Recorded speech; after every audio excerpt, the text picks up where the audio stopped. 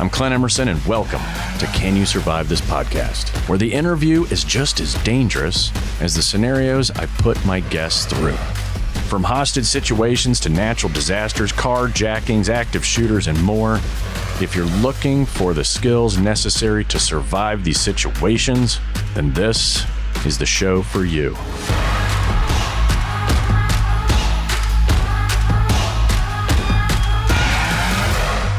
Hey everyone, thanks for listening to another episode. I appreciate you guys jumping on board here. Today we've got an awesome guest. She's an author, speaker, retired CIA intelligence officer of 27 years. She was recruited to the agency in 66 and retired in 93 from her role as chief of disguise in the CIA's Office of Technical Services. You've probably seen her on Wired and all kinds of other places talking about disguise. She's worked abroad from cities including Havana, Beijing, and Moscow. I want to welcome Jonna Mendez to the show. How you doing? Doing good, thank you. Good to be here. Yeah, it's awesome having you. I know we've crossed paths several times through spy museum events. And I think that's when I met you and Tony for the first time, was a spy event. I think I met you again at another spy event. And I've always been big fans, no doubt about it. So it's always cool to have someone I've looked up to on the show. And I appreciate you being here.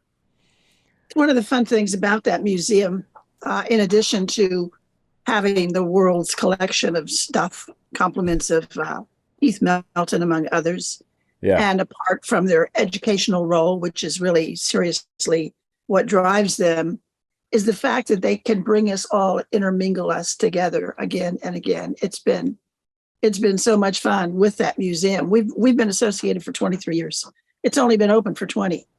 Yeah. It became almost like another CIA family. It is. Just without all the security protocols that we all had to. Yeah. I've been, I don't know how long I've been involved with them. It overlapped with my time when I was still in the SEAL teams. But it was Keith that introduced me to the world. And then later on, Keith called and said, do you think Chris would be a good director? I said, hell yeah. He was my boss at SEAL Team 6. And, and he's been doing an awesome job ever since. And Chris and Keith are both just great people. Couldn't agree more. Yeah. All right. So the way we kick off is with a little bit of a rapid fire. So I'm just going to give you two choices. We'll roll through them and then we'll circle around and get your why. Here we go. Surveillance or surveillance detection route? Which one? Surveillance detection route. I kind of thought so. Physical surveillance or technical surveillance? Physical surveillance. That's more fun. Alias or true name? Alias. A dead drop or a cover stop? Dead drop. Yeah. Latex or silicone? Latex. Yeah. Plus or minus 2 minutes or plus or minus 6 minutes? You're about to stump me. Let's go with 6. 6. Yeah, it's a little bigger window. I like that. Foot or mobile? Foot. Yeah. FTC or HETC? FTC. Yeah. Write a cable or write a book? Oh, write a book. Yeah, I thought maybe you'd be like, I don't want to do any more cables ever again. China or Russia? Ooh, that's hard. We'll go with Russia. Russia. All right. That was 10. That was painless. All right. We're circling back to the top. I picked physical surveillance versus a surveillance detection route, which for those of you listening who don't know this world, that's really much mirror opposites operationally. You have surveillance teams that follow people, and then people who are trained use surveillance detection routes to determine if they're being followed. You picked SDR. So we're talking offensive versus defensive. Yeah. exactly. right? And I would always choose the defensive. That's where we lived, and that's what we taught, and that's what we worked with when we were training new, fresh CIA officers before they went to the field. We were also in the business of providing them with the means, perhaps, to mess with their surveillance teams. And that was some of the fun, what we were doing. Yeah. So we're going to, I love that stuff. Maybe we'll dig in a little bit here and there where we can get away with it. I gave you physical surveillance or technical surveillance. Once again, for you folks listening, physical surveillance is actual bodies following another body or watching a target or watching a vehicle. And then technical surveillance is, using technology to surveil. That could be audio, video. It could be tracking devices, you name it. You pick physical surveillance. And you would think, because my entire career was spent in the office of technical service, you would think I would pick technical. Yeah. But the piece of that office that I belonged to, which was a graphics and identity transformation group, how's that for a name, had to do with the physical piece of it. There was disguise, there was some fake documents involved, but it was the physicality of dealing with your surveillance. And again, when I say dealing with it, I mean how to overcome it, how to be able to come out the other side of it and still go get your job done, put down your dead drop, put up a signal. It was a physical piece of it. Yeah. There were all kinds of people with headphones on, plugged into God knows what, and trying to keep track of you. We were more on the soft side of the technology, how to make them think they were seeing something they weren't seeing, how to make it look like it was A when it was actually B. And I would just throw in just a little piece of, we worked with the magic community out in Hollywood in a lot of these undertakings, and called in not the magicians. We never wanted David Copperfield to come in and work with us. But the people that built his illusions and deceptions, we were very interested in them. And it turned out they were rather interested in us. And so we took a lot of lessons from them and used it in our teachings about surveillance. Yeah, that's the cool stuff. I dig it. I grew up. I thought it was. Yeah, I grew up doing, I think that's really what it came down to is, when I was a kid, I grew up in overseas, and then on one of our vacations through Thailand, where you're walking in the shopping district, and on every block was a guy doing a magic trick, right? And so, of course, I'm like 9, 10 years old. I stop, I watch the trick, and then, of course, he sells the trick, right? And then he shows you how to do it. 20 blocks later, I had 20 different magic tricks by the time we were done, and I got really good at sleight of hand. And then as I got older, and once I got into high school, I put an ad in the Plano newspaper here in the Dallas area, 20 minutes of magic for $50. And I was booked all weekend, and I showed up almost exactly the way I'm dressed now, a black polo, jeans, and my little briefcase full of sleight of hand magic tricks. And then, but I just loved all that trickery and deception. I thought it was just so cool, especially when you can do it right in front of someone and they don't even know it. And I think that in a fraudulent seal, that kind of both of those things definitely drew me into the military, and then of course drew me into more of the special activities world once I was in the military for a while. But magic, a lot to learn from magicians. That interest, you're sounding like Tony Mendez's brother until you get to the joining the military part. But Tony was also from childhood. His mother gave him a magic set. He was fascinated. What he did, though, was he went to LA and he recruited some of these people to teach us how they do it. There was a magician, an English magician years ago, Jacob Maskelyne, who would perform on the stage in London And one of his most famous tricks was hiding an elephant. He'd be in a tuxedo. There'd be a huge box on the stage, empty, door open. You could see in. The audience could see in. Here comes the elephant. The magician steps aside, put the elephant in the box. I close the door. So the magician just talks for a while, tells a couple of jokes, maybe does a little trick on a stage. Oh, the elephant. And he goes over and he opens the door and the box is empty. Yeah. And this was on Tony's mind for a long time. And if you're in that room, you can be with him. Like, where the hell is the elephant?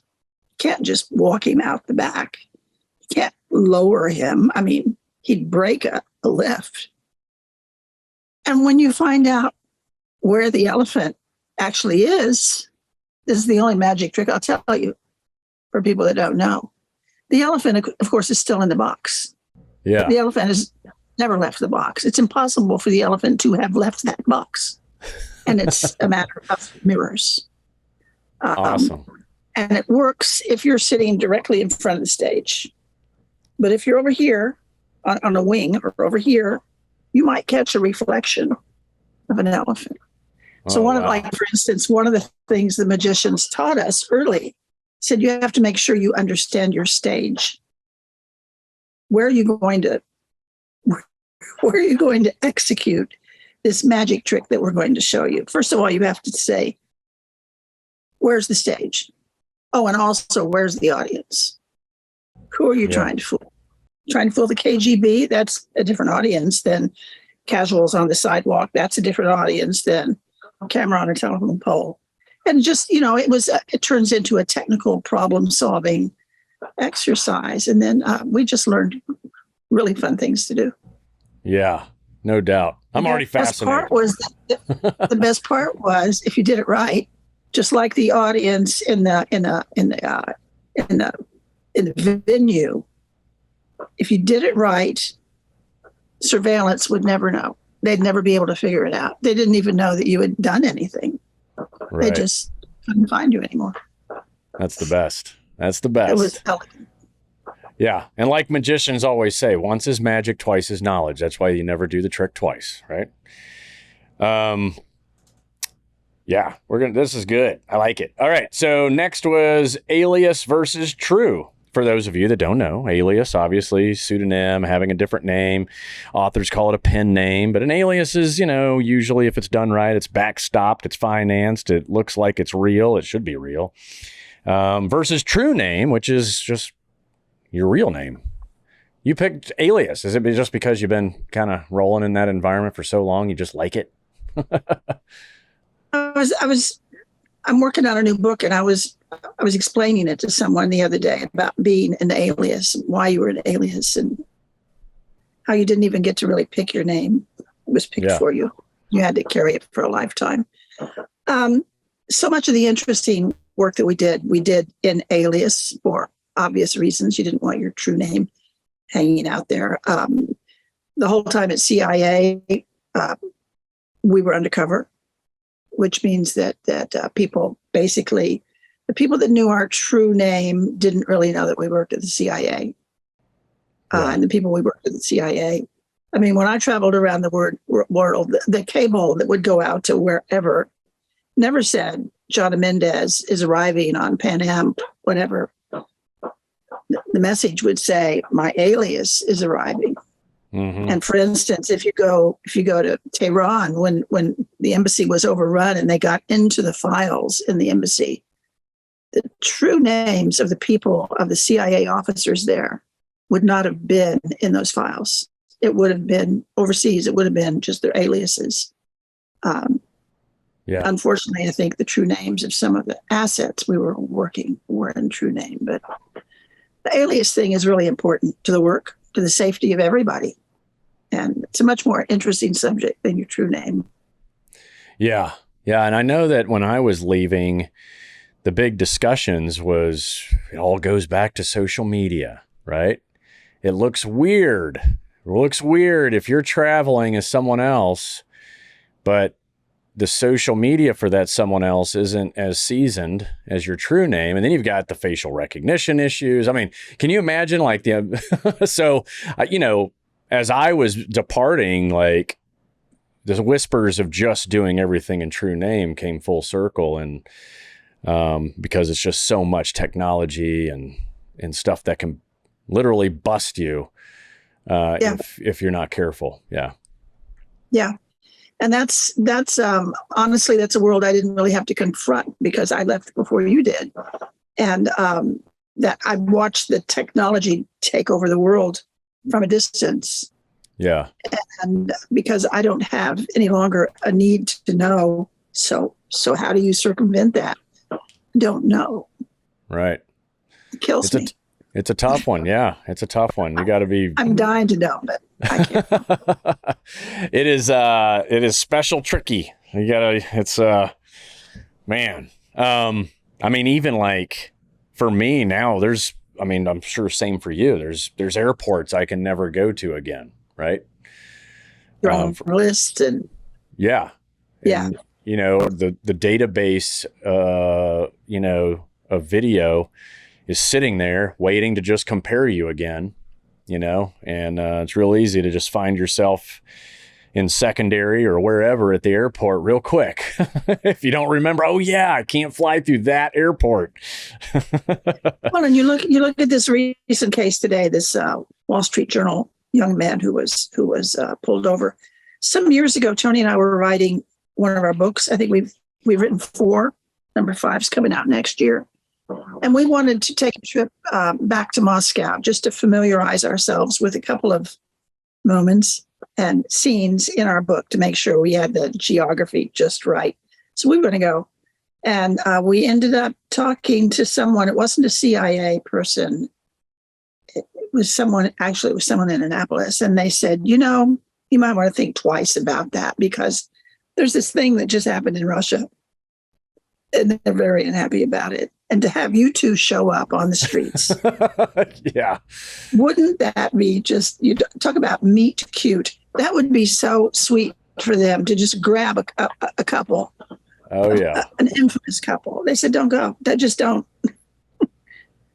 give them that opportunity. So we didn't.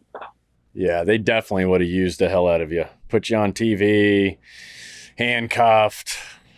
No makeup. Just imagine. Oh, yeah. No makeup. Yeah. Calling you spies. What lies that would be, wouldn't it? What do you think about this Wall Street Journal kid? I mean, it's just you think they're just grabbing him because he's a Westerner, he's a journalist, and let's just screw with America? I'm pretty sure he's kind of just a journalist who speaks fluent Russian and has amazing connections. I think it was like waving some candy in front of a hungry child. They can use that. Yeah. Traditionally there are groups of people that we don't even talk to about spying. Priests, journalists, Peace Corps. Yeah. With one exception that I remember. No, I think they've just found a way to get their arms smugglers or whoever we have to trade for. Pretty much that's all it is. Yeah, usually when I see something like that happen, I often think to myself, okay, what did we do that didn't make the news? That pissed them off to where they grabbed one of our innocent Americans over there. But this looks like such a sweet young man. I mean, yeah. God knows what he's going through. You look back at Brittany Griner.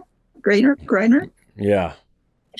For a while, and clearly she had a bit of a rough time. Right. So emblematic of Putin's Russia. Yep. Be interesting to see how it goes. When I wrote Escape the Wolf, and it was kind of like these lessons learned of, traveling and operating alone. What transitioned the book Escape the Wolf into the company that it is today was the book ended up in the hands of an old FBI guy that was running global security for the Wall Street Journal.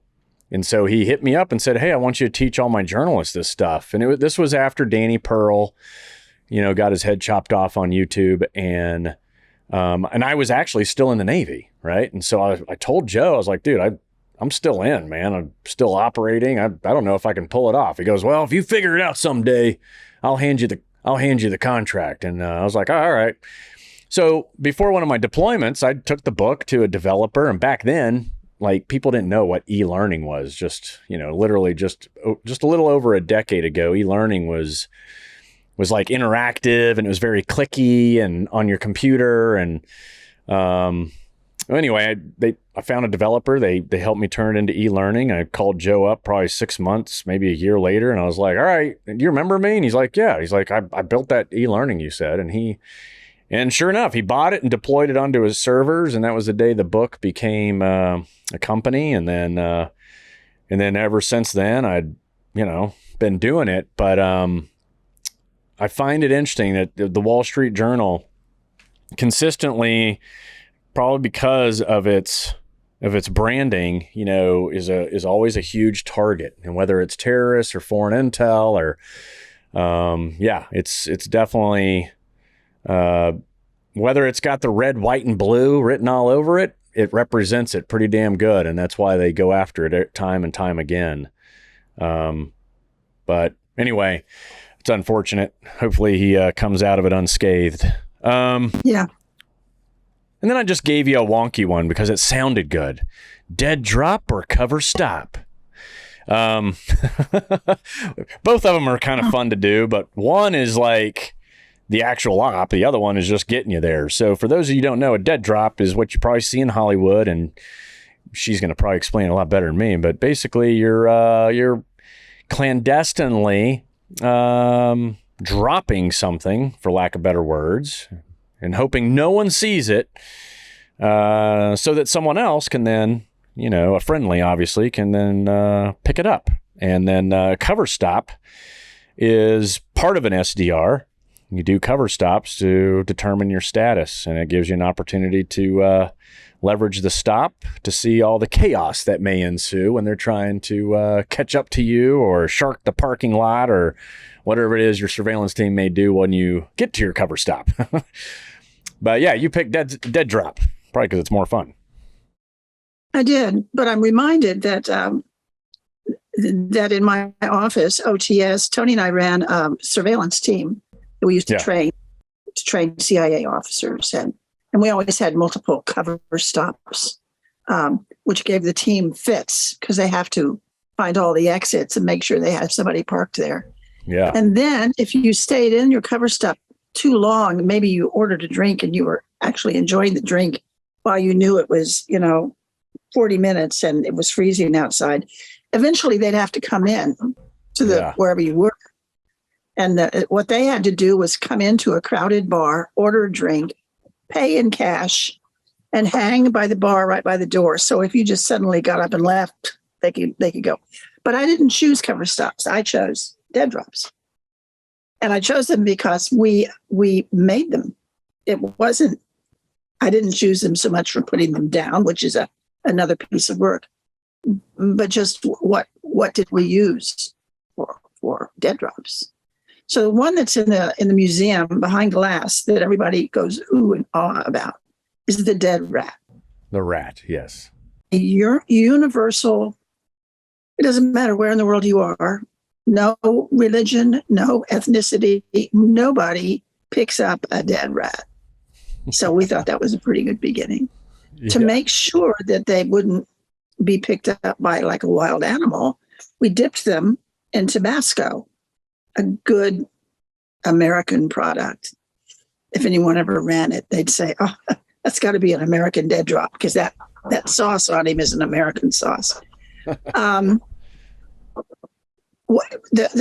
protocol for a dead drop is you and the recipient, you both knew when you were going to put it down and where it was going to be. They didn't necessarily know what. They just knew there would be a drop. So it could be a fake brick. It could be a hollowed out little log. It could be a crushed soda can. It could be an old piece of raggedy cardboard that looked like somebody had thrown up on it. That was a good one. Oh, yeah. It could be a greasy, kind of ragged construction glove by some construction site. with some film inside of it. It could be anything, but things that were pretty much untouchable. That's what we were looking for. And you didn't want them lying around for too long because they could blow away. And they all look like trash. They could be swept away. So there was usually a pretty tight line between when you put it down, when they'd pick it up. Say within 24 hours, they'd come and get it. In some areas, you had to make sure that a human hadn't touched it because the Soviets would use dogs when they're out just poking around, seeing what's going on. If they're in a woods, if they're in a rural area, and their dog starts pulling them over there, and it looks like something that's nothing, they might pick it up and take a look at it. But the making of the dead drops is just fascinating. We had a big lab outside of Washington, D.C. that can make anything. Yeah. I made one once. I learned how to make bricks, usually a broken brick. Nobody try and pick it up and use it. But I ended up making a Potomac River rock, round, smooth, with all the weather, the water. It was so nice. We called it Rock Hudson. We gave it a name. It's the only dead drop I ever knew. Gave it a name. It was temporarily in a little museum. It was behind glass. Probably not there anymore, but yeah, that's cool. I always enjoyed it too. One of the more popular ones I think that we kind of probably wore out was the piece of bark with bird poop on it, right? So that way you can put it down almost anywhere where there's vegetation, and then the bird poop, hopefully keeps, like you said, you want something disgusting on there so nobody wants to mess with it. A bigger animal, dog poop. It's good if it was film that was going back and forth, because you could just look around and find the real thing, or you make the real thing, and it was a couple of rolls of film. Yeah, but then film went out of favor, so I don't know. I'm sure they abandoned that. Yeah. So when it comes to what you hid, you were hiding film back in your day, right? And in these dead drops, so that you could transfer it from person to person without the two people ever having to meet, right? That's really the biggest purpose of a dead drop. You used dead drops when it was too dangerous for that face-to-face meeting. Yeah, it was kind of the front line of impersonal communications, which took many forms. One of them was dead drops. It could be electronic communications. There were a lot of ways to talk to your agent without actually meeting face-to-face.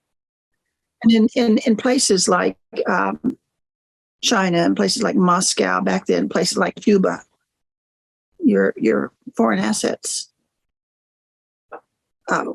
didn't want to get arrested, because that was just the beginning of a really bad set of circumstances. Right. Yeah. So it's very defensive in the fact that it protects the identities of everyone involved. And it's really important skill.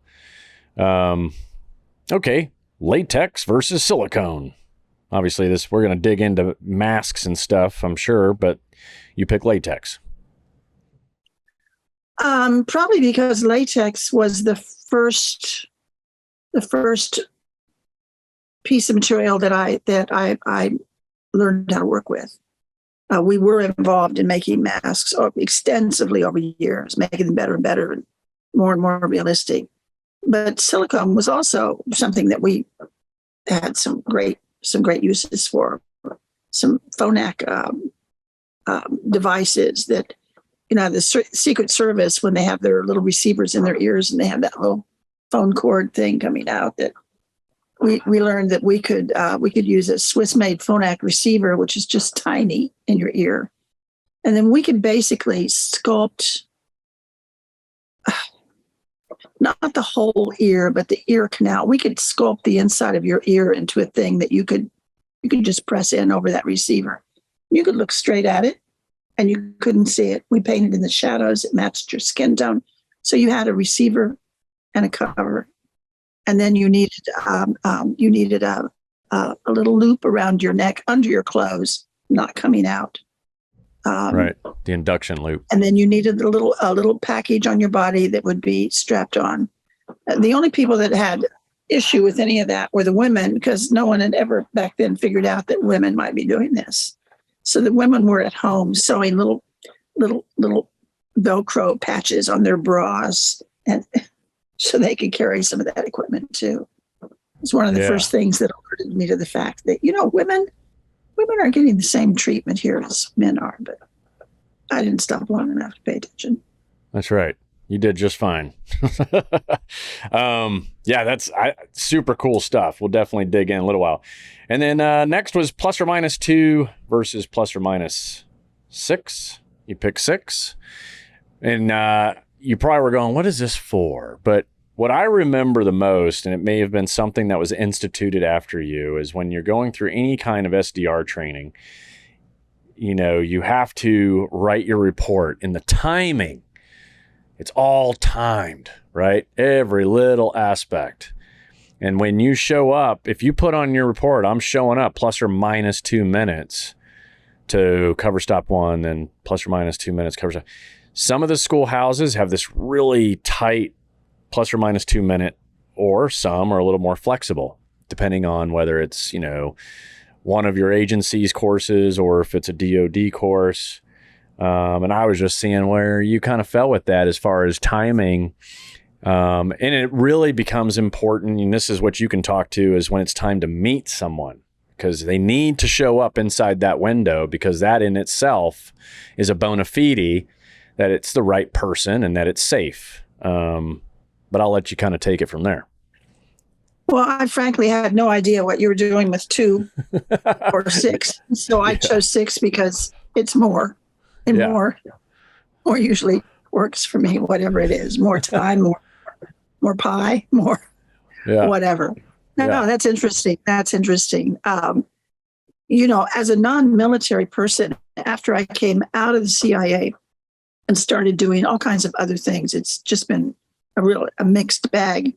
But I'm always the person on time. And people will say to me, people that know nothing about my background, or they say, do you have a military background? Because I seem to be reflecting you guys in a good way. I'm always on time. I'm very often early. I'm almost never late. I tell people that for me, actually being on time is being early, and being absolutely on time means you're a little bit late. It's that precision, it makes a difference. And I think people that think that way, like the military, respect it much more than our population does. Yeah. People think 15 minutes, who's going to care? Because everyone has their phone, and in the doctor's office, and he's running late. It's okay. You just go look on your phone. Timing is critical. Timing is critical. Yeah. It's a big deal for us. And I mean, even as a new guy showing up to the SEAL teams, if you're not 15 minutes early, then you're late, was the rule. And then of course, once you get into tradecraft, the military influence, I think, because in our world, we have right time, right place, right uniform. And so if you apply those 3 things to, let's say, a meet, right time, that's bona fide number 1. Okay, they check the box. Right place, okay, that's another bona fide. And then right uniform, which in our world would be, hey, I'm going to be wearing X, Y, and Z, or maybe I'm going to have that little American flag on my lapel for near recognition versus far recognition, which could be the newspaper in his hand or whatever. But time for me, when I was going through all that stuff, it was like time. Everything was time. If you were late, you failed. Yeah. It's good stuff. It was important. Yeah, it is very important. I threw in there foot versus mobile. Now, this could have related to offense, defense. You picked foot. I was relating it to surveillance detection, doing surveillance, all of the above. Foot means out on the streets. I'm always running it through Moscow, through really tricky places. I did not long ago, maybe it was over a year ago, I did a podcast for Wired. It was in New York, talking about disguise. And I took my son with me. My son is late 20s. It's a good time to spend a weekend in New York. So the night before, I showed him how to do this quick change that you could do on the street in a crowd, and we used it all the time. He'd never heard of it. He doesn't pay a lot of attention to the spy part of our history. So we're in some small hotel in the bottom of Manhattan, and I'm rehearsing him in the hallway. I'm saying, so, you're going to have I think 30 seconds to get out of your sports coat, get your tie, pull off your shirt front, get a bag out of your pocket, put it all in the bag, pull a bag out of the bag, carry that. There's you've got glasses here. You've just running him through all the pieces of it. So they filmed it at lunchtime in New York, down by Ground Zero, and it just shows this young man walking out of a building, and he looks like a young businessman, suit and tie, walking down the street. There's a crowd, and you just see him. He emerges from the crowd. He's got on a beanie. He's got on Ray-Bans. He's got iPods, cord coming down. He's got on a tank top. He's got on full cuff tattoos, which his mother applied the night before in the hotel. He's another guy. And if surveillance we were trying to show how it works. If he had surveillance on that street, they would never be following his face to begin with. Right. That you follow the profile when you're doing street surveillance. He would have gotten lost in that crowd, and the crowd might part at the intersection, but he's gone. And the beauty of it, when you're doing, we called it identity transformation. We gave it a big fancy name. When you're doing identity transformation, the beauty of it was that your surveillance couldn't really get too upset. They'd think that it was their fault, that they lost you. Not that you had escaped from them, but they must have done something wrong. They might backtrack to see, was there a door? Could he have, but he's gone. He's gone. So those kinds of things were all about street work. It was all about being under surveillance. So what are you going to do? You're under surveillance. You still have work to do. You have to put down a signal, pick up a drop. You have to mail a letter, make a phone call. You have work to do, and you've got to do it with surveillance on your heels. How are you going to do it? That was one way that we could buy you some space. Yeah, that's super cool. Yeah, and I think, all the footwork stuff is obviously is where all the action's at, right? Because vehicle stuff is kind of boring. It's a means to getting to the foot part of whatever it is you're doing. There was an author, Jason Matthews. I don't know if you've read any of his books. The first one was Red Sparrow. It's a great book about espionage. It was a not so great movie with Jennifer Lawrence. I'm sorry, but the book was good. But it was part of a trilogy. There are 3 books by Jason Matthews. And I think it was, he conveys what it's like to be on the street, to be stalked, or to be the stalker, what it feels like on the street, watching shadows moving, watching cars sweeping through, just the best feeling of how dangerous, how stealthy the whole thing is, how your heart beats, how it's about as real as you can get on paper. So I really I recommend his books. I worked with him overseas. He was the chief of station at one point. Oh, really? Chief of station. Never had a clue that he could write. He's a wonderful author. Oh, that's awesome. Yeah, I'll have to check it out. Obviously, I saw the movie, but yeah, I hadn't read the books, but now I will. Thanks for that. I like them. Yeah, I bet I will, especially if it describes kind of the high. It's like a high, right? If you win, it's a high. If yeah. you don't get caught, it's a high. That's right. I always tell people, like, when you go and do something cool, and if you didn't get caught, that's great. And the only reward you get is sometimes it's a hot shower at the end of the deal. All right. Then I gave you FTC versus HETC. And for those of you who don't know, FTC is kind of the baseline course that someone who wants to be an intelligence officer goes through. HETC is a more advanced course, but yeah, I figure I'd just throw it out there. And I chose FTC. Yes, you did. We had we had different training than our Directorate of Operations colleagues, people who came into the business to be case officers, the ones who run the operations around the world. I came into a group of people that trained to support them with whatever they needed from a technical point of view. You need fake documents, you need a disguise, you need a bug, you need a concealment device. What do you need? We would provide whatever they actually could convince us that they needed.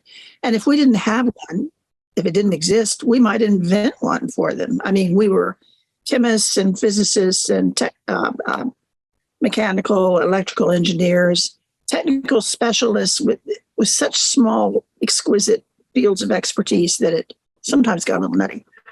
But we could certainly do the job. And we traveled a lot. Our job was to support those operations around the world. So we traveled extensively, probably more than our case officer brethren. So they gave us extra training about hostile interrogations, about situations that you might end up with just because you're on the road so often. We took all the basic operations courses down at the farm. Not all of us. We didn't send our office was 50-50. Half of it was the technologies. The other half was the operations.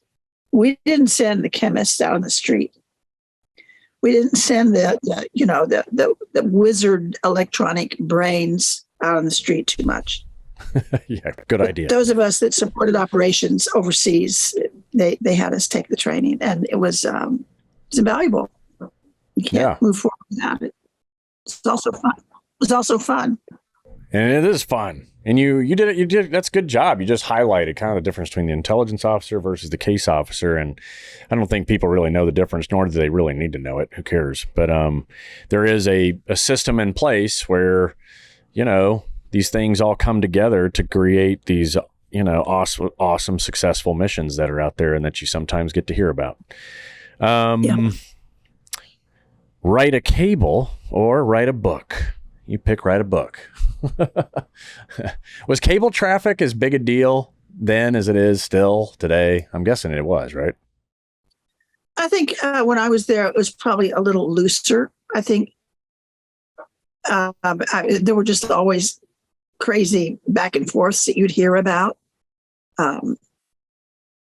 Writing a book, I'm restricted in telling some of those old stories. And even talking to you, a lot of the stories can't really be told, but there was a little bit of swearing that could go on in cable traffic. There were funny turns of phrase. You sometimes had the feeling somebody who had written that cable could write a book.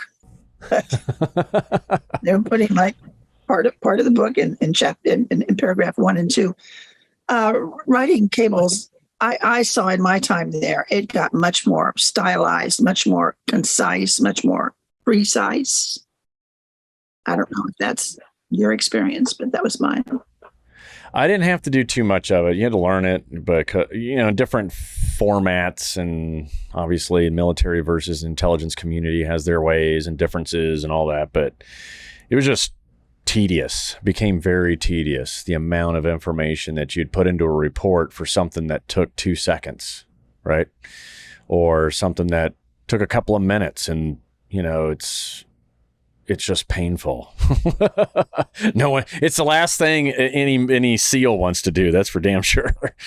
As a former CIA officer, writing a book has its own incredible tedium built into it. And they have their reasons. They want to make sure that you're not, giving away secrets. And then, of course, you pick up your newspaper like 2 days ago and you read about this young man who told the world some of the biggest secrets that we had. Yeah. What on earth? No matter what you're writing as a former employee, you have to be circumspect. You have to be cautious. That's right. I mean, this kid, I still don't get it. I know I was in my 20s, but having TSSCI and he picked that career path, which automatically gave him the clearance, which then automatically gave him the access. But to me, it's like, why? You can earn it still, even though you're in the world. you don't necessarily need the clearance or the access, especially as I think he's a reservist. It's just strange. It just sounds like a typical young kid who wants to get some respect from the people he's dealing with, who are younger still, evidently. He's just trying to show them how much information he could gather just at his fingertips. Right. And you know it as well as I do. That is the number one reason, right? It's not money. It's usually ego that takes a person and turns them in to, the worst, the biggest adversary against U.S. intelligence. It's one person with access with ego.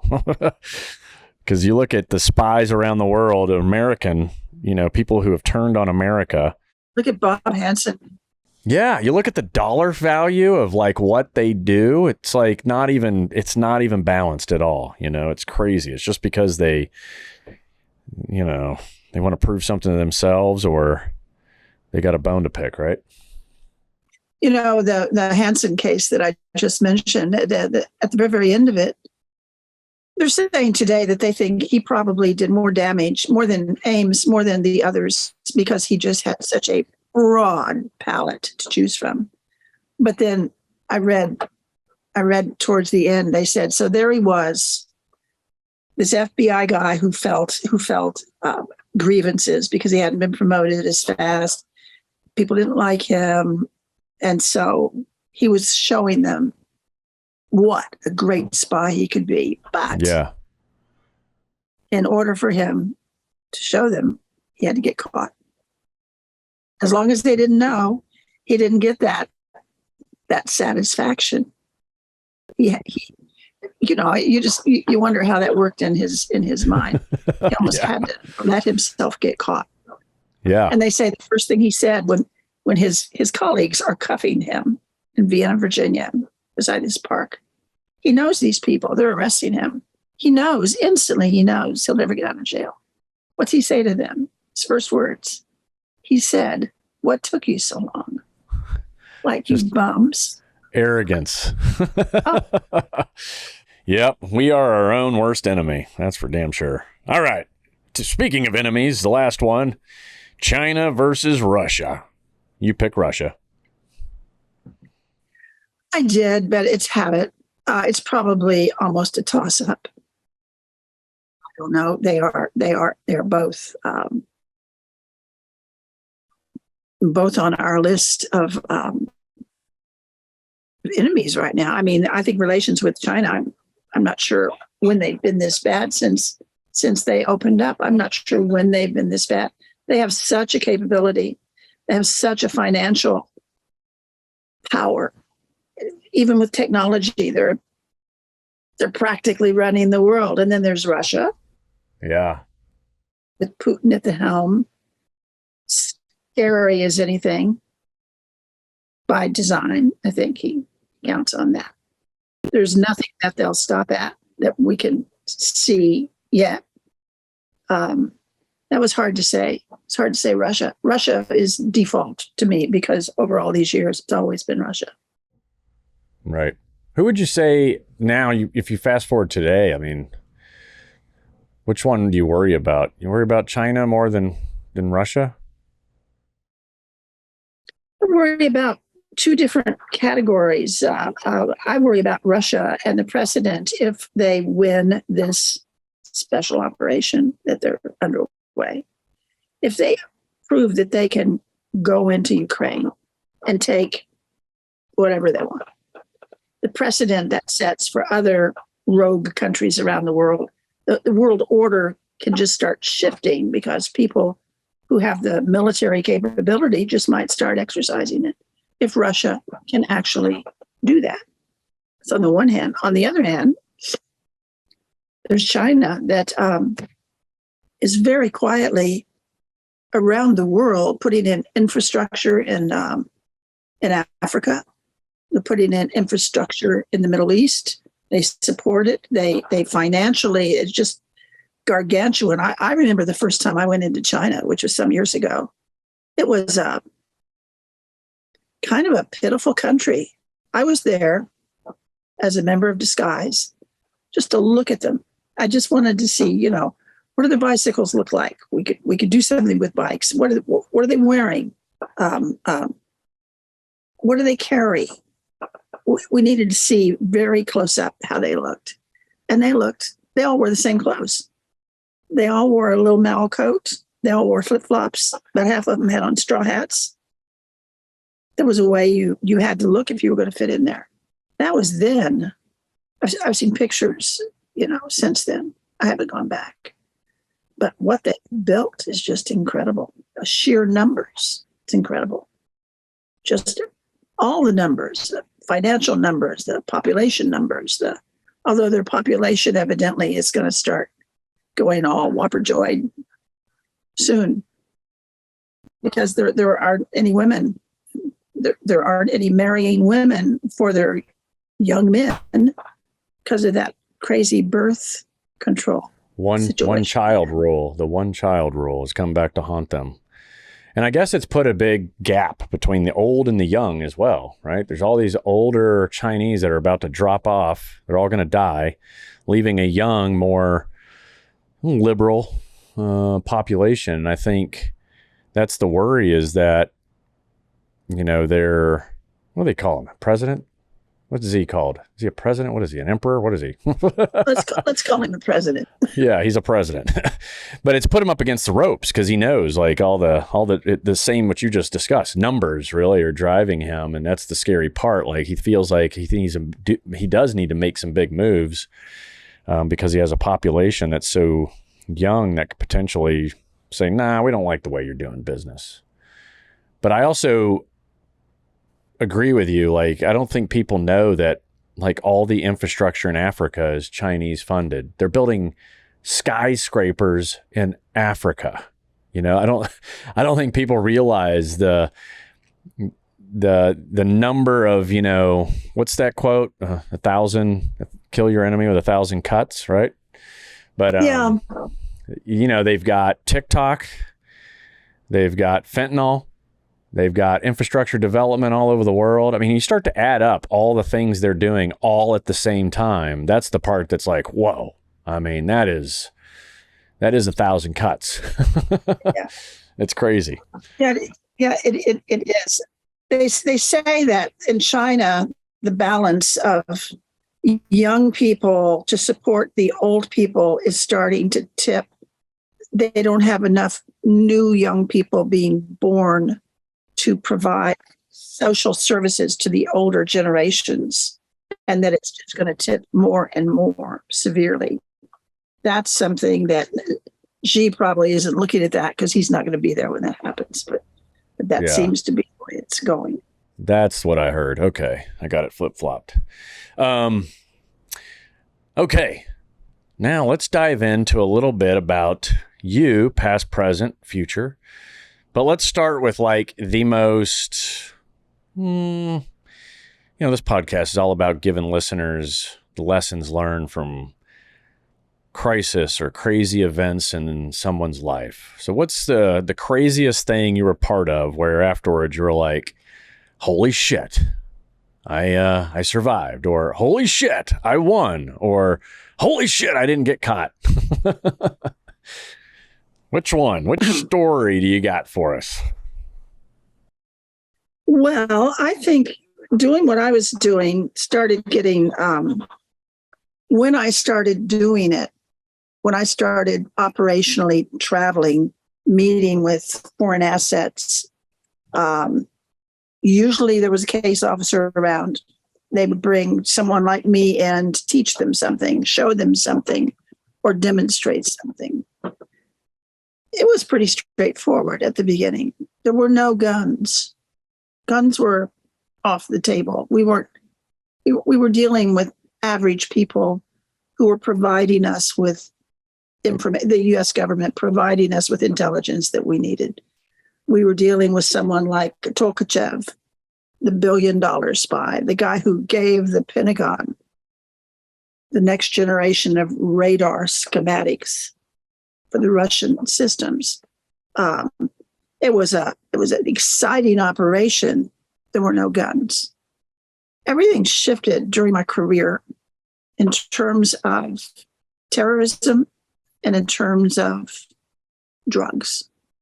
And all of a sudden, a lot of our intelligence collection was going up against those subjects. And those guys were carrying guns. I mean, it got physically dangerous.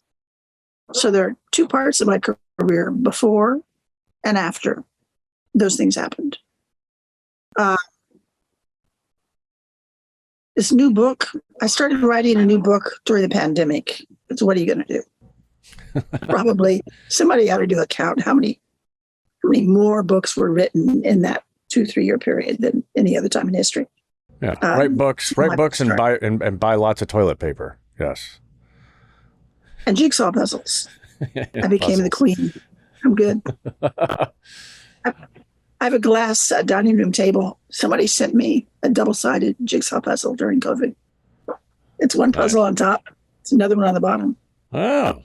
I discovered that if I wasn't sure if a piece was at the fit, I could get underneath my dining room table and look up. Yeah, double the fun. Anyway, this new book that I'm working on now, the one that started in COVID, it opens with a scene. CIA, I can't say what country I'm in, but I'm in a country where there are a lot of terrorists. And one of them contacts us and says that he has information that they're going to bring down an American commercial jet. Well, our chief of station had met this guy somewhere along the line, and the guy was looking for a place to hide. Interpol was after him. The local intelligence service was after him. His own terrorist organization was after him. So he contacted our chief of station and said, I have information for you about a commercial jet that is a target. So our chief had to meet him. He didn't have any options. And he said, I'm not going there alone. I was going to meet him in a hotel. He said, you guys are all coming with me. Yeah. So all of a sudden I'm disguising. There were 6 of us counting me, 6 disguises. And we went. And I gave the chief station a leather portfolio and a cigar. And I said, so you walk in that hotel lobby, which was a very elegant, like you own it, just with that attitude. Yeah. He wanted to be able to spot the terrorist before the terrorist could spot him. He wanted to see if the terrorist was carrying guns, if he had sidekicks. He just wanted to be able to get the lay of the land. And he said that the chief of station said to us, I'm not leaving there with him either. You know, if you see us walking out, you guys step forward. So I put myself in a rug shop with 3 glass walls facing the lobby. On the right was a newsstand, something hallway on the left. I got the poor guy rolling out rugs for me. He even brought me tea. I'm on the floor counting knots, keeping an eye out. Doing a good job, I thought. In disguise. In disguise. In disguise. And I looked up for the newsstand, and our guy is there. He's in the newsstand. He's like 5'5". He's short. Short kameez. 2 really tall guys, one on each side, with guns, long guns, in a hotel. Think like a Hilton. Yeah. Chandeliers, palm trees. And he's looking at me. He's looking down at me. He's staring at me. And we just got locked into this thing. And I thought, they're just going to shoot me. They don't know who I am, but he's wondering. He didn't care. If he cared, he's not going to have 2 guys with long guns inside of this hotel lobby. I really thought I might get shot. I thought that might be it. And you can't even have a thought process at that point. All the training that we get, this is what you do in a hostage situation. This is how you handle, if it's a roadblock, slam through all that. But they didn't ever train me for getting into this eye lock with this guy. Right. It's like the scariest thing that ever happened to me. He looked away, walked out the door with his two guys, went and met with our chief. Chief figured out it wasn't that he really had any information. Everybody went away. The next day, it was in the local paper, he was arrested. And that was the end of that. But that was just one close-up look at, what it looks like if you really get down to it. Yeah. You just knew it wasn't personal. Had nothing to do with me. Oh, he told the chief of station, he said, I saw 3 of your people in here already when he walked up to him. One's in the rug shop, one over in the bar. He got 3 of the 6 of us. Wow. That's pretty so observant. He knew what he was doing. Yeah, he knew what he was doing. There's also the culture piece. I'm surprised because, in certain cultures that eye-to-eye contact, male to female, is a big no-no, right? So, it is. And in that country in particular. Yeah. In that country, I was cautioned so many ways by our station.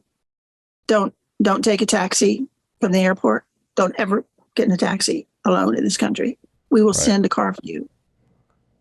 Don't get in anything else. All kinds of cautions. That was the only country that I ever got those cautions in, because I traveled alone all the time and never worried about it. In some countries like India, I always dressed really nicely when I traveled. I didn't realize this until later on, but they thought I was a memsahib, the wife. These wives of the British who ruled India for all those years, the women left a lasting impression. A memsahib was harsh and strict, and all I had to do was just kind of dress nice, and they'd all wave me to the front of a line. Somebody would escort me on the plane and give me what I used to call the memsahib seat, front row, far left. Wow. I didn't need a disguise. I just had to be a well-dressed Western woman, and they would just give me extreme respect. Except that country. The first time I went to that country, I had a housekeeper. She said, "Oh, you're going there." She said, "I'm going to pack some shawls, long sleeve stuff." And I said, it's like 90 something degrees there. I don't want a shawl. She said, "Yes, you do." Oh, yeah, you do. Yes, you want a shawl. Yeah, I know the feeling. And as I've mentioned, probably, especially my listeners, they knew I grew up in Saudi. And so I was there from second grade to high school. And most extreme Islam on the planet. That was during the 80s. And, it also is the reason why I ended up joining the Navy and wanted to go back to that country in a different capacity. Because I wasn't very fond of them. Just because of how they have a hierarchy, and they really do think Westerners are at the bottom of the totem pole. I mean, and if you're not a Saudi, well, then you're a nobody, right? But when you live it and breathe it as a kid, and you see what happens to your mom, or you see what happens to your dad, it forms a certain opinion. And even though you're, at the time, you don't realize, hey, culture's culture, right? You grow up and you're like, hey, it's their culture. It's all they know. It's what they do. It's not a big deal. But even still to this day, I still have that little bit of nah, I don't like those countries. And I'm not ashamed of it. I just don't like them. They just, they got a different way of looking at things, and it's the way that I don't like. So I'm pretty vocal about it. I agree with you. Yeah. Yeah. Absolutely agree. Let's see here. Digging in. My producer, Jeff, he does a great job doing these, what we call target packages, digging up stuff on people. So obviously we have to talk. Nothing too bad, but we do have to talk about the one big thing that, we do have in common, as far as disguise. And that is the use of these masks that people are just fascinated with. Right. And having a previous former chief of disguise, then it only makes sense that we dig into it a little bit. and kick it off with what I heard about you a long time ago, and that's showing up George Bush's Oval Office, as someone else, and then he didn't even notice. Go ahead and enlighten us a little bit on that story that you've told a million times, but you can give me the abbreviated version if you're tired of talking about it. Let me see. It has been told a million times. Had I known, I tried to go back to nail down the date that I went to the White House. Yeah. When you leave the CIA, you don't bring much of anything. You certainly don't bring your calendars. You don't bring. So I got it down to probably what? Now I can't say again. I have to go look. Yeah, it's all right. I didn't think it was that significant. It was a kind of just a proof of concept. I was wearing a very early version of the latest mask that we had made, and we had spent like 10 years working on this technology to get the mask to that point. At CIA, we came up with this wonderful new material, new construction, a mask that animated. So I could have it on right now and be having a conversation with you. It's my eyes. It would stop right underneath the jawline, have hair attached to it. And for a guy, it could have a beard or not. It could have a mustache or not. Didn't need any of that. Put on a pair of glasses. Didn't need the glasses. It was a really good looking, useful tool, custom made for a particular, for you. Wouldn't fit anyone else. And mine would only fit me. But you could put it on in a car in the dark. It registered to your face. You could feel it. You'd put it on and just kind of wiggle it. And it didn't click into place, but it kind of did. And you knew it was good. You knew you could get out of your car in the dark garage and go into a well-lit lobby. It was going to look great. So I wore it the first time I put it on. I wore it. I went to see the director of our office, and his name was Frank Anderson. He turned into a white guy at CIA. And one of my senior people took me in and said, "New contractor, want you to meet him." I was an African-American man. I had gloves that matched this thing. They were like those surgeon's gloves, those real thin, was painted fingernails and veins. I looked great. But I knew when I shook Frank Anderson's hand, it's like over, because he's shaking a glove. He loved it. He just thought it was just the best thing. He said, "Let's go show the DCI, head of CIA." So we went up to Bill Webster's office. We did the same thing. Frank took me in, said, "Sir, I want you to meet. This is," I don't know what name they gave me, "new contractor." Same thing, shook his hand, and then took off the mask. Well, Webster loved it, just loved it. He said, "Let's take this to the White House." And Frank Anderson said, "Yeah, he'll George Bush had been the head of CIA. He'd been the director just for a year. He's a really good director. George Bush Sr. George Bush Sr. for all you young folk out there. George H.W. Yeah. That's right. So we set it up, but I said, I don't think I can do the black male thing at the White House, because I don't really walk like a guy no matter how hard I try, and I don't sound like a guy. Secret Service is going to ask me a couple of questions. They're going to arrest me. So I need to go as a woman. Yeah. And I don't know, probably, why don't I go in as a Caucasian woman? It'll just blow them away. So a woman in the office gave me her face. Her name was Becky. So the mask, I called the mask Becky. And she was very pretty. She had wonderful hair. And so when I put on Becky the first time, when it was finished, I just never felt so pretty. We always told the women they'd leave our office looking different, not necessarily pretty. Well, this is pretty. So we went to the White House for the morning meeting. Judge Webster went with me. He was taking me in with him. Secret Service didn't. They just waved me through with him. Got stuck in the outer office because the meeting was going long. They're all cracking jokes. Here I am, Becky, with pencil. I'm making notes. I'm chewing on my pencil. Another note. Finally, we go in. We sat like a horseshoe in front of the president's desk. I'm far right because I'm going to brief him first and I'm going to leave first.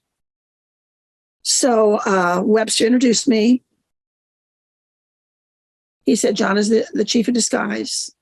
She's brought some new technologies to show you. He said, Jonna. And Bush is like nodding and, nice to meet you. He's looking around my chair like, don't you have a bag of stuff or something to show me? Yeah. So I said, well, we do have a new capability. We worked on it for a long time, sir. And I'm going to take it off and show it to you. So I start reaching to do my Tom Cruise peel long before Tom Cruise did it. Should be yeah. And Bush said, no, stop. No, keep it on. He gets up. He comes, he walks around my chair. He's looking. He doesn't know what I've got, but he's looking to see if he can figure it out. Like maybe it's a fake nose, prostheses. Yeah. Maybe it's because we did that too. We could do anything. Dental aperture. Oh, there's none of those. He went, he sat back down. He said, okay, take it off. So I do the thing. And he loved it. This man who I'd only seen on TV, who always just seemed like a very flat personality to me. He's twinkling and sparkling. It was almost flirting. He just loved it. Yeah. So you go around the chairs. John Sununu was to my left. He had been making notes because he was going to go next. And he was changing his notes. He was all into his notes. He wasn't listening to me. And he looked up, and I'm holding my head in the air, and he almost slipped off of his chair. Then there was Brent Scowcroft. There's Bob Gates. Dan Quayle came tiptoeing in. He was late to the meeting. He missed it. Anyway, it was just, it was a little euphoria. Everybody liked it, and Bush loved it, and I left. So when I'd gone to the Oval Office, Tony Mendez, my husband, who had also gone to the Oval Office, only 3 of us from our office of 1,000 people had ever gone into the White House. First guy, Tony Mendez, now me. Tony said, be sure you pay attention to the door you go in, because there are like 4 or 5 doors in that office, and only one of them goes back out where you want to go. He said, one of them is a broom closet. One of them is a dining room. So I knew the door. I went back out the proper door. I'm playing with the puppies. Millie had puppies. I'm playing with the puppies. The photographer comes out, because there was a photographer in there the whole time. Right. She said, excuse me, what was that? And I said, I joined CIA as a photographer. I mean, I did a lot of photography before disguise. I said, I know you were taking pictures. She said, yeah, I took pictures, but what'd you do? And I said, can't tell you. It's classified. Which probably ticked her off, because it took 10 years before I ever saw a picture from that day. But that was the story. I was just showing him prototype of what we had. And so what was interesting about that mask was what you could do with it. The magicians and the magicians' assistants and the builders had told us, half of what we do on the stage has to do with twins, or almost twins. They look so much alike that the audience can't tell the difference. That was just a clue that they gave us about how they work. And then we thought, well, we can make twins too. So we could make another one of you. And if you were working in the embassy in Moscow, walking down the street, you knew you'd have surveillance. You knew you would. You always did. And if you stepped into a market, or stepped into a store, or stepped into a restaurant, and then maybe came back out with a bag or a menu or a poster and walked on down the street, they keep following you. But what if that wasn't you? Mm-hmm. What if it wasn't you that walked out? Right. What if it was what we called you two? We can make a dozen of you with this process, but we only needed one more. That would give you an opportunity to step away from your surveillance for as long as you needed. And then there were very simple ways to bring you back in and have the other guy go another way. It was elegant. It was fabulous. And for all the years since we left the CIA, I never, ever talked about masks. I considered that one of our best tools at the time. I think it was one of our best tools. But somewhere along the line, one of my former directors, I heard him speak, and he was talking about masks. So I called him and I said, "Can we talk about masks?" He said, "Yeah." He said, they don't object. He said, "I don't think they're using them anymore." And I'm pretty sure they aren't, because those masks, the ones I'm talking about, if you walked by a camera on a light pole, depending on what kind of film they're using, the lights, everything, but there are some technologies that mask will not pass muster.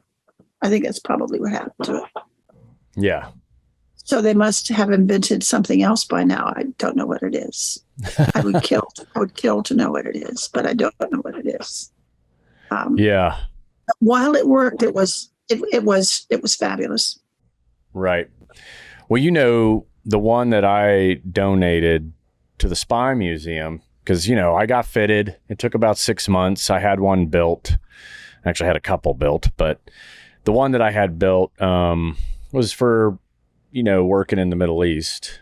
And it really was, for me and for what we were doing and what you just mentioned, was just so that if there was that unknown camera or a nanny cam, because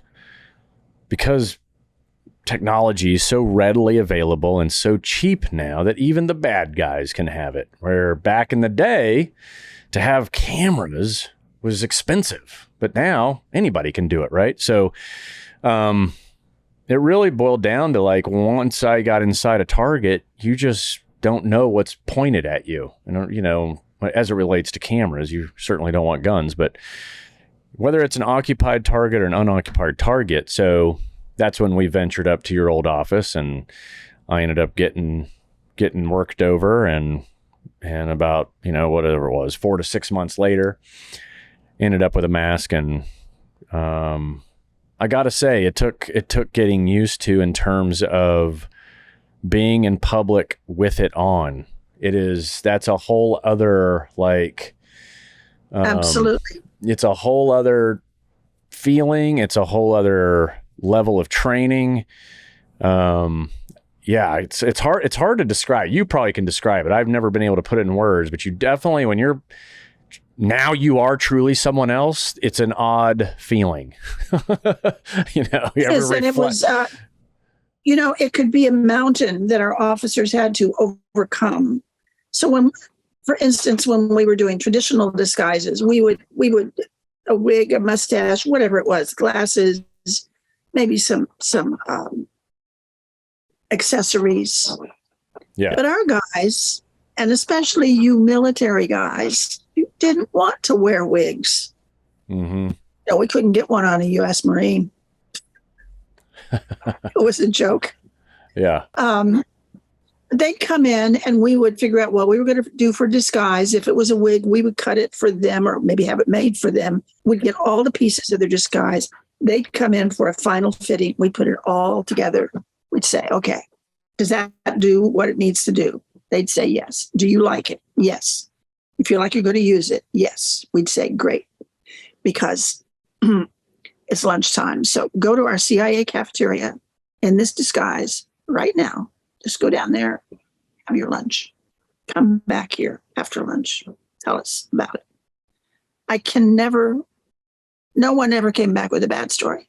They all came back sort of, well, my boss or the girl I used to date, or all these stories. They were full of these stories, and no one knew, and no one paid them any mind, and no one paid attention to them. Right. And they would be so excited.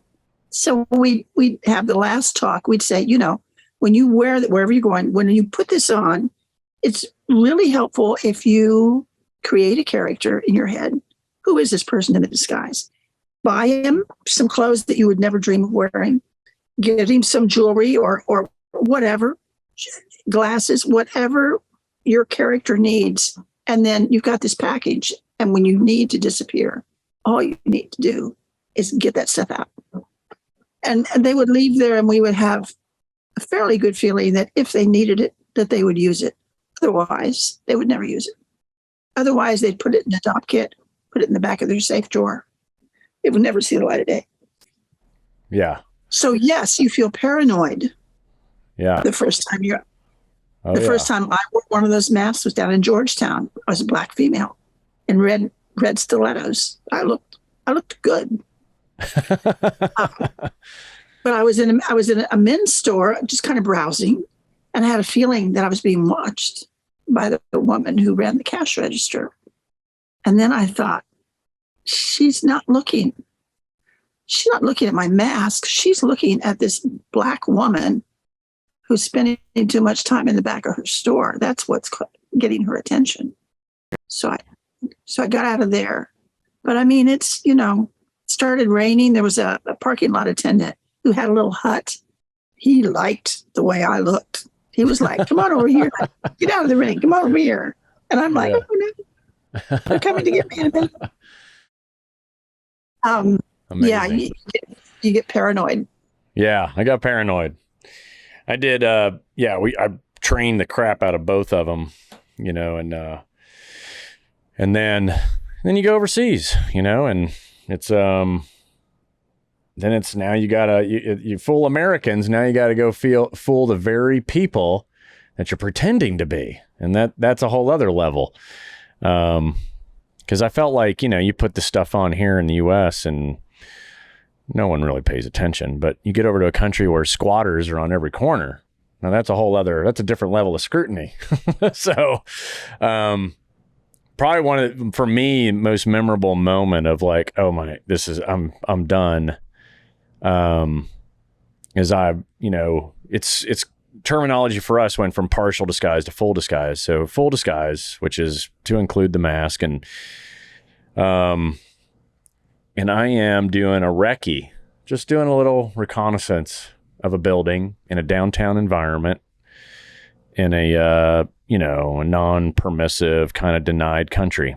And it's late at night, you definitely take culture into consideration and what you can get away with. And so I'm walking the streets and it's pretty quiet.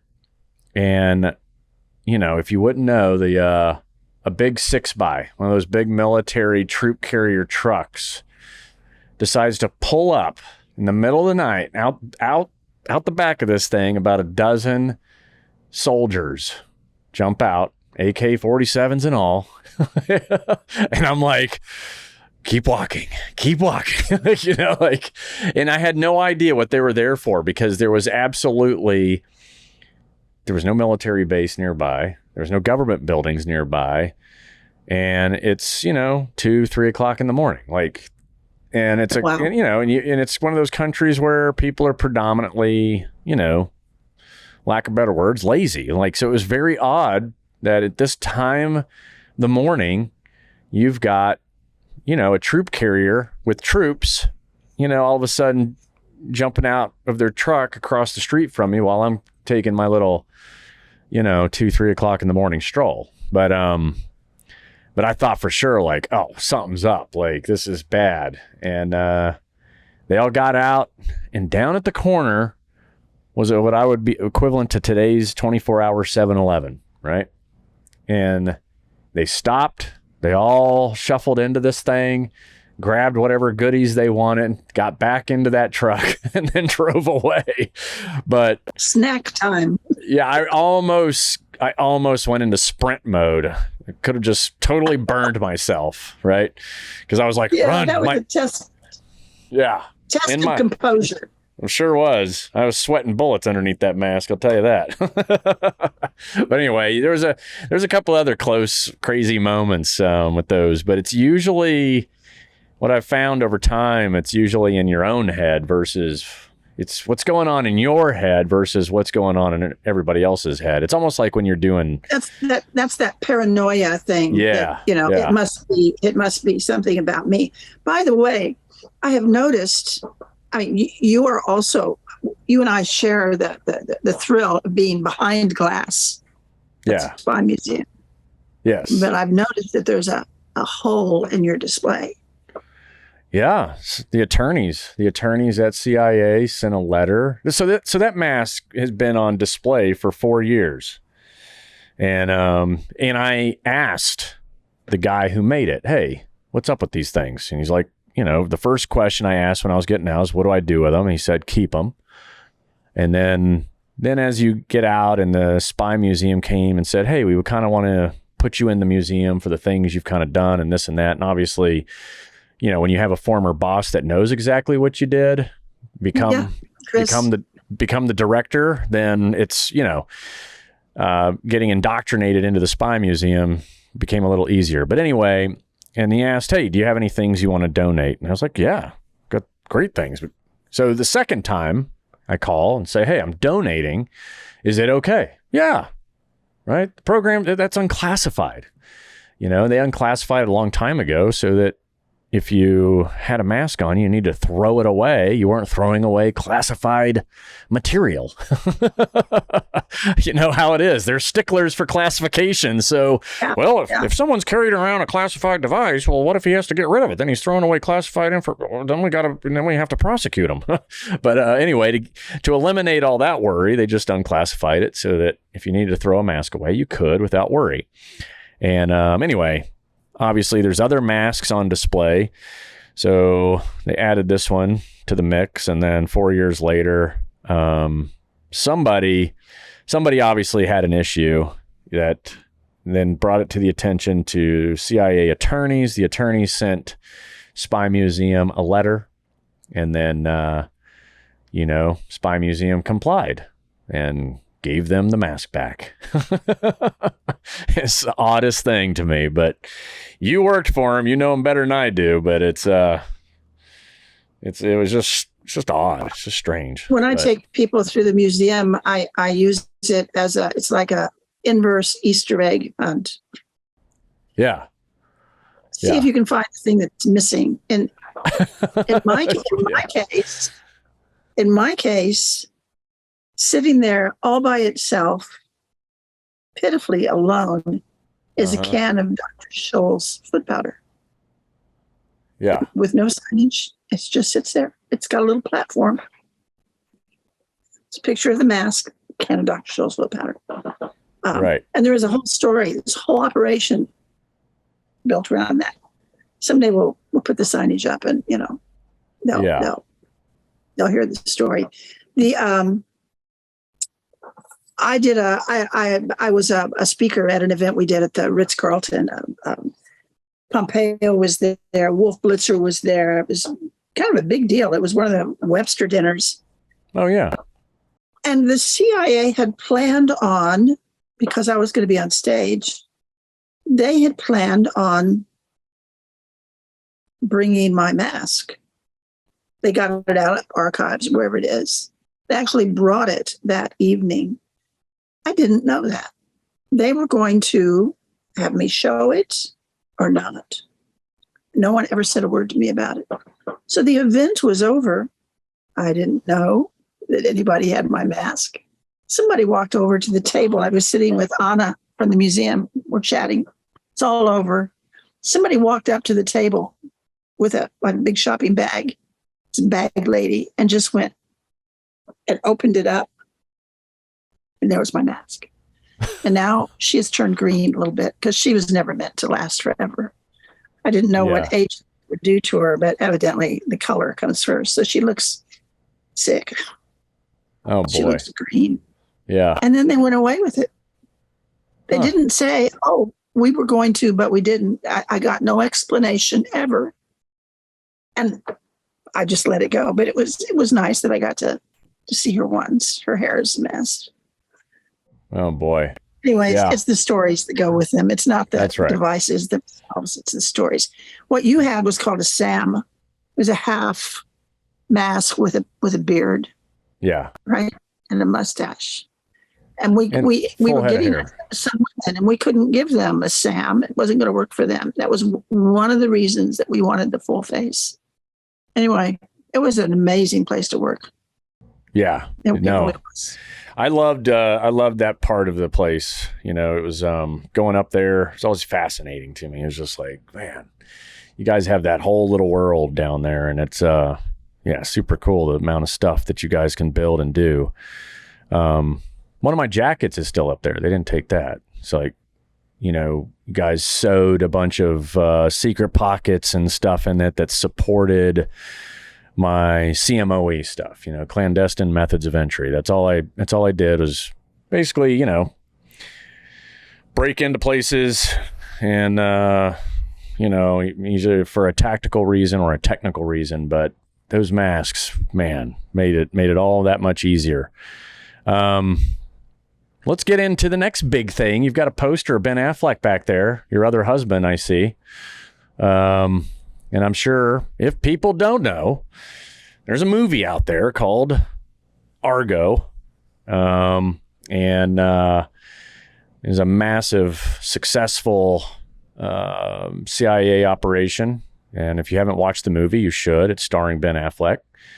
And your husband and you know, of course, because wives are always the biggest support any guy can have. But somehow I ended up divorced.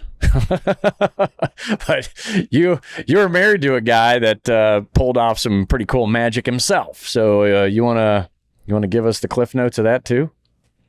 You know, Tony sat on that story for 19 years and never intended to tell it, like so many other CIA people who have amazing stories. Yeah.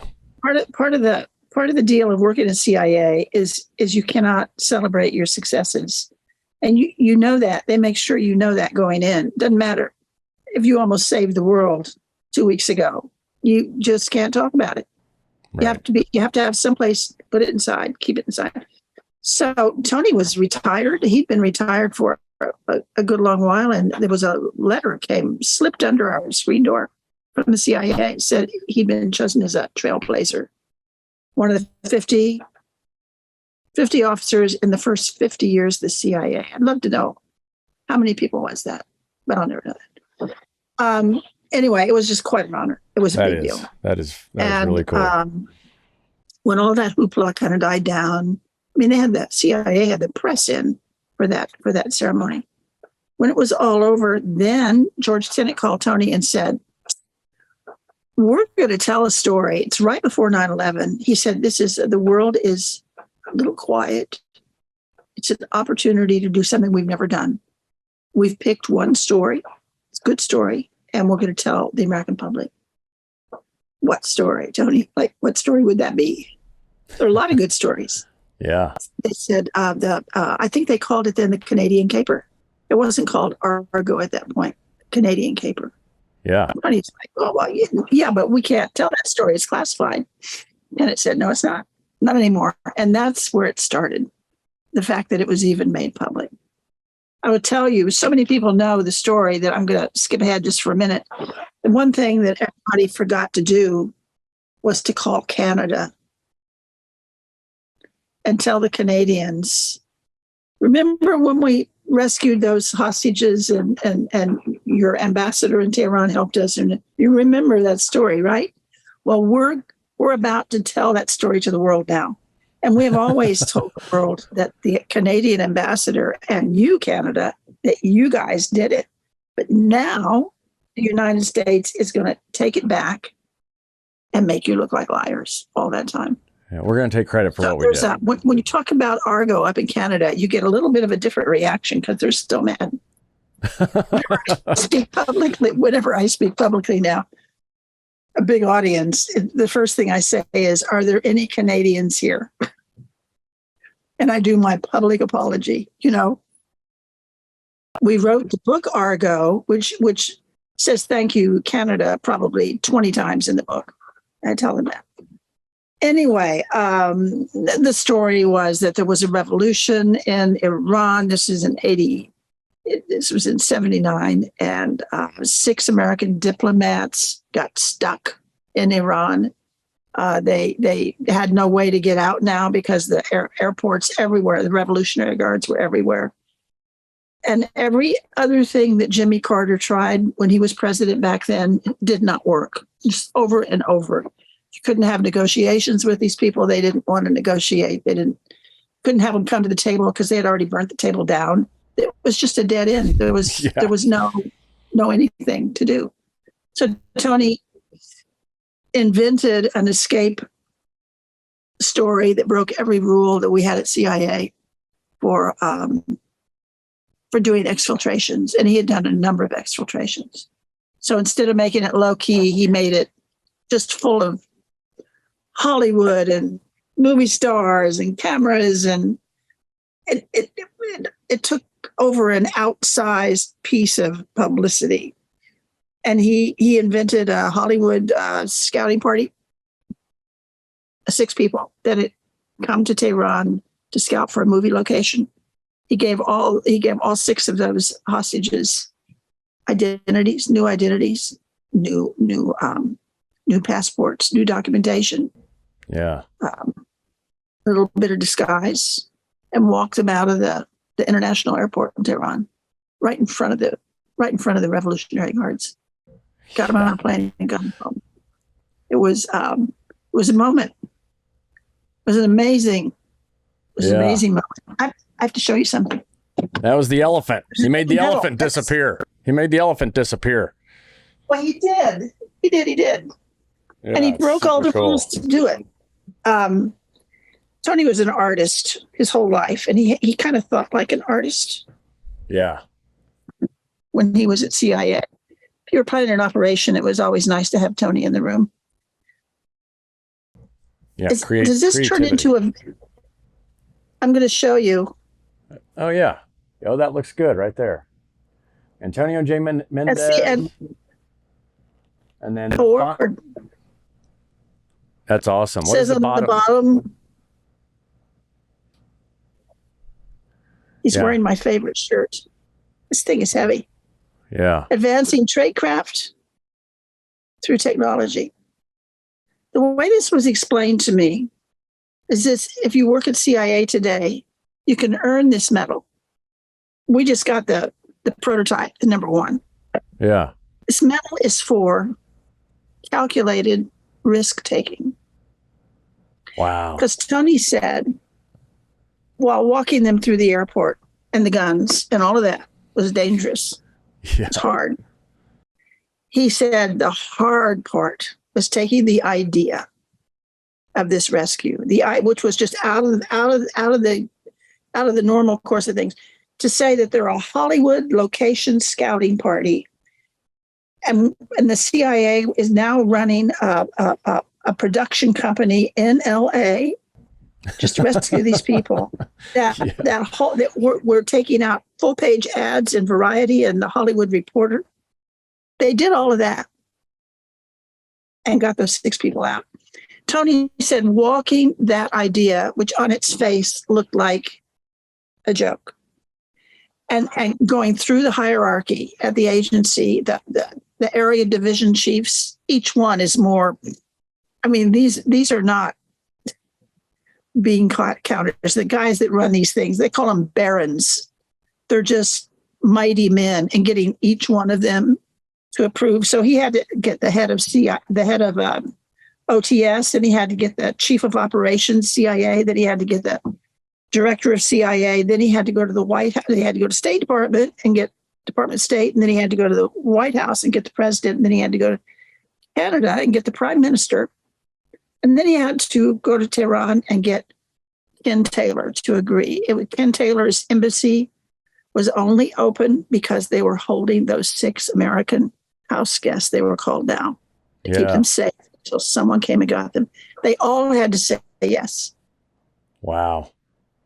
So if you want this award, you have to come up with a really novel, out of the box solution to a problem. You have to nurse it through the process. You have to have a successful outcome. And if you do those things, they'll give you one of those things. That is awesome. Isn't that amazing? It is amazing. Calculated risk taking. And you know what? If Tony Mendez, if he knew that that's kind of his legacy at CIA, he would love it. Oh, yeah. So this came about after his passing? Yeah. Oh, that's too bad. Yep. Yeah. Yeah. And none of the people at CIA who put this in motion this is all, none of them knew him personally. He had Right. stopped working when he was 50, 40 years ago. There's nobody at CIA when they did this who actually personally knew him. Yeah, that's his legacy, because he was a legend. And for those of you that haven't, check out the book, obviously, first. The movie's great. I don't know. What was your end thoughts on that? Did you think they did a good job? We loved the movie. Okay. Even with its imperfections, which were, when it would stray a little from the truth, it said he only had one child. He had three. It said he was separated from his wife. He was not. It said just a whole bunch of small things like that. Yeah. It said they chased the airplane down the runway with jeeps with guns. They didn't. Yeah. But in the movie is the actual story of the rescue, and it's well done. Yeah. We liked it. Yeah. CIA liked it. Did Ben Affleck get to hang out with Tony a bit and get to know him and learn his ways so that he could act and impersonate him as best as possible? They went out to CIA while Ben was here. They drove him out. My son, who was 18 at the time, just had learned to drive, drove Ben Affleck and his dad. Ben in the passenger seat, Tony in the back seat. They followed a bunch of CIA people were in a lead car. The security people were in the lead, and then Jesse driving. And they get to the gate at 123, and the security people said, "Now there's this clock box. We'll do all the talking. You can just follow behind us. You don't have to stop." And then we're gonna maybe stop again at the little house up there and get badges. So they did all of that. And they're driving up to the little house up there, and the car stops. And about 8 people jump out of the guard building with their guns drawn and say, "Halt, halt, halt, halt." And I said, my son is telling me this. And I said, "What'd you do?" He said, "Mom, hands in the air." I said, "What'd Ben do?" "Hands in the air, Mom." He said, I said, "What'd Ben say?" He said, "Ben said, 'Oh, shit.'" I said, "What'd your dad do?" He said, he was laughing in the back seat. Then the guards, somebody said, "It's him." It's him. Guns down. And then it was, but that was Ben Affleck's welcome to the CIA. That's interesting. I thought it was perfect. Yeah. That's a great way to start it off. Oh, man, such good stuff. And then we could go on and on and on. Let's hear about what you got going on. You've got a book coming out. You already have several already. Why don't you tell us the books that are already out and tell us what's coming next? Oh, dear. The first book is The Master of Disguise. Loved it. The second book, that's just kind of about being a disguise officer at the CIA. That was Tony's first book. The second book was Spy Dust, which was about the two of us working. It's written by the two of us, how we kind of got together. The third book was not the Spy Dust. There's the Moscow Rules. That's the most recent one. Yeah. I'm missing one. They're not in front of me. The third one. What was the third one? Yeah, Argo. Argo. Yeah, Argo. It was the book. It was the book Argo. Mm-hmm. You know, if you're like me and you see a movie and there's a book, you want to read the book and go, "Oh, they changed that. Oh, they didn't put that in," because what they do in the movies is as much removing things as it is adding things.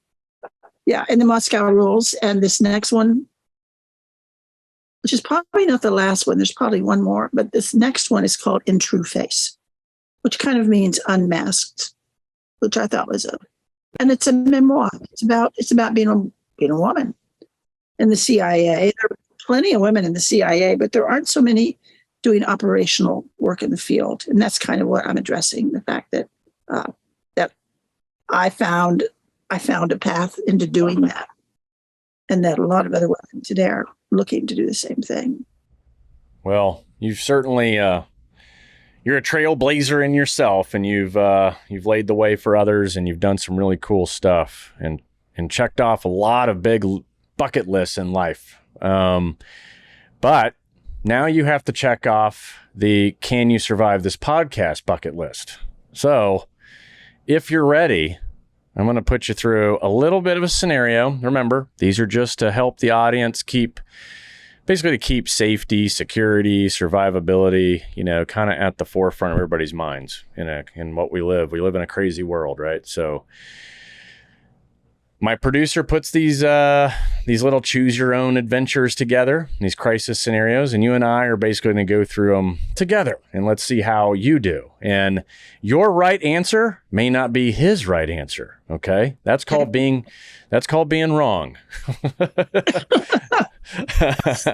And so you got to get at least it's 10 questions. So you got to get 7 of them right in order to survive. If I flunk, do we just erase the podcast? That's right. You were never here. All right, here we go. Let's see what he wrote. Okay. You are at home alone, relaxing after a long day of writing and doing interviews. As you get ready for bed that night, do you A, these always start out really easy, by the way. Do you A, check all doors and windows to ensure they're locked? Or B, brush your teeth and go to bed? I always check the door, not the windows. Okay. I always brush my teeth and go to bed. Three out of 4. There you go. A is correct. A, check all the doors and windows and ensure that. I think, what's funny is this is the most common sense thing.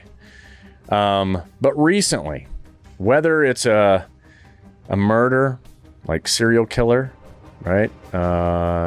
Some of the stuff that's been in the news recently, most of these guys are getting in through unlocked windows and doors. You say it all the time, you probably think about it all the time, but how often do you really go check?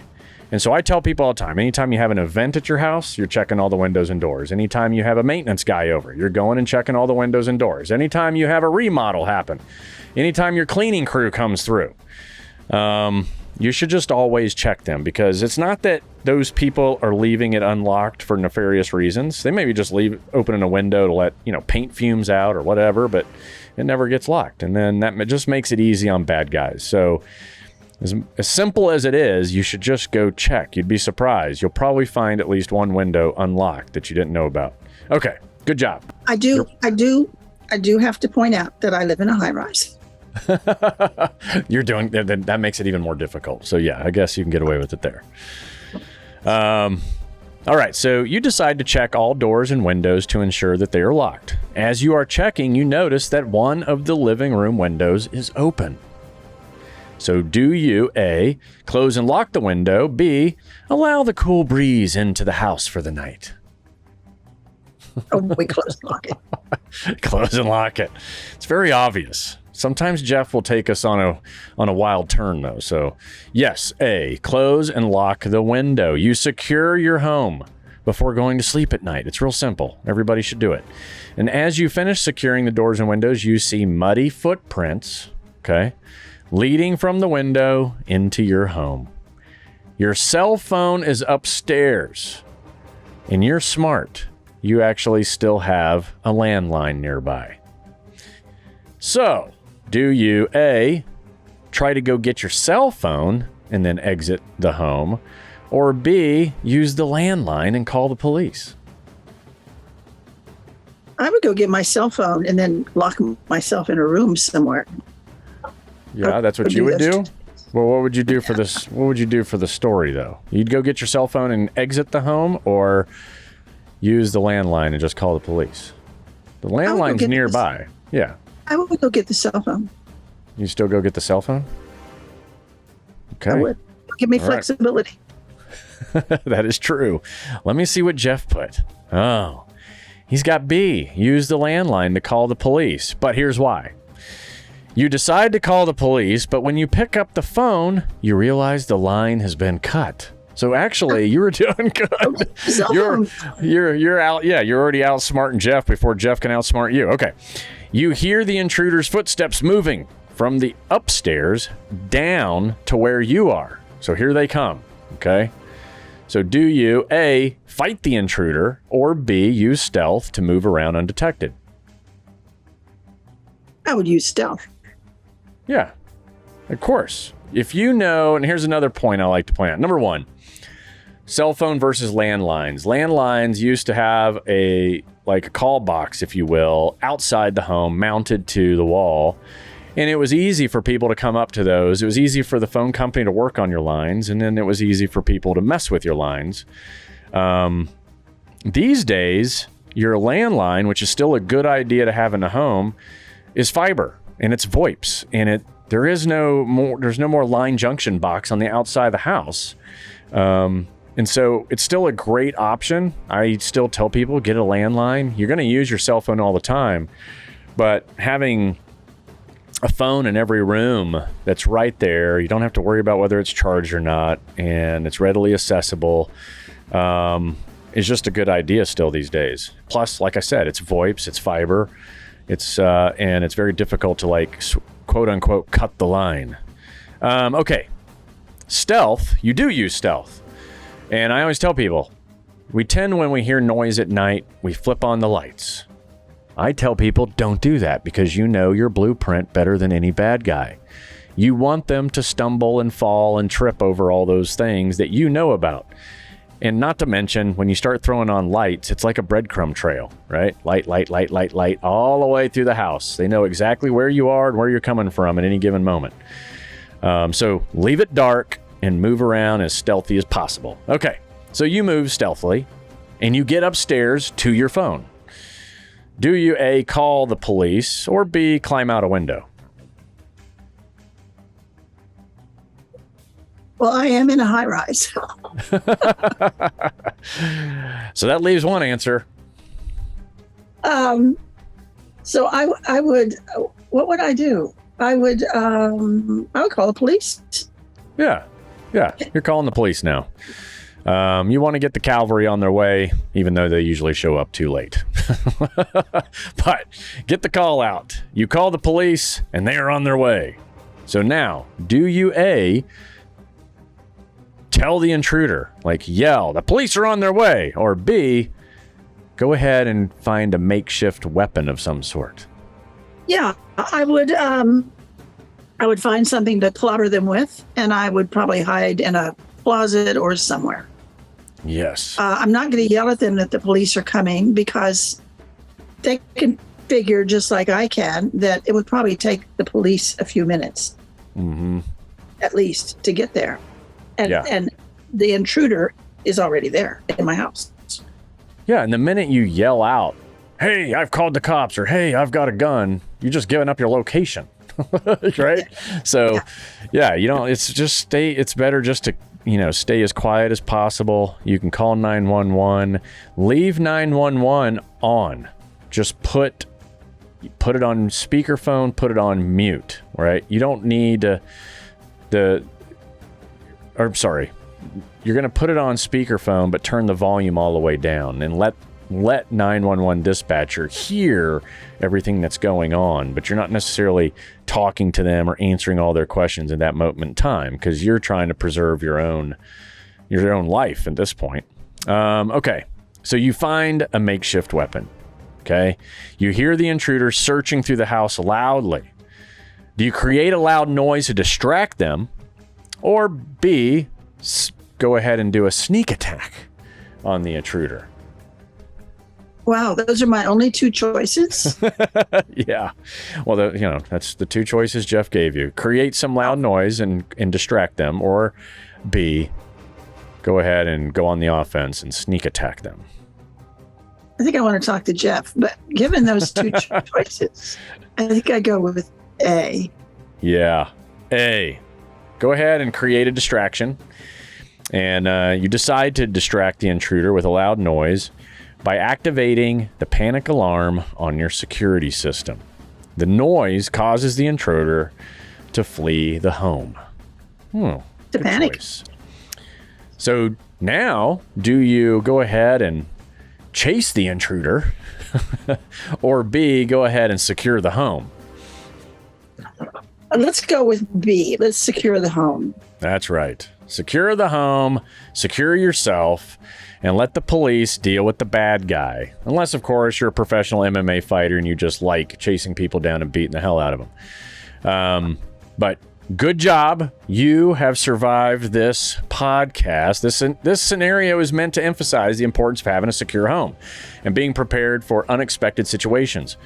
Are there any other tips that you would give, being a global travel, being in hotel rooms, any little tricks of the trade to kind of ensure your own security?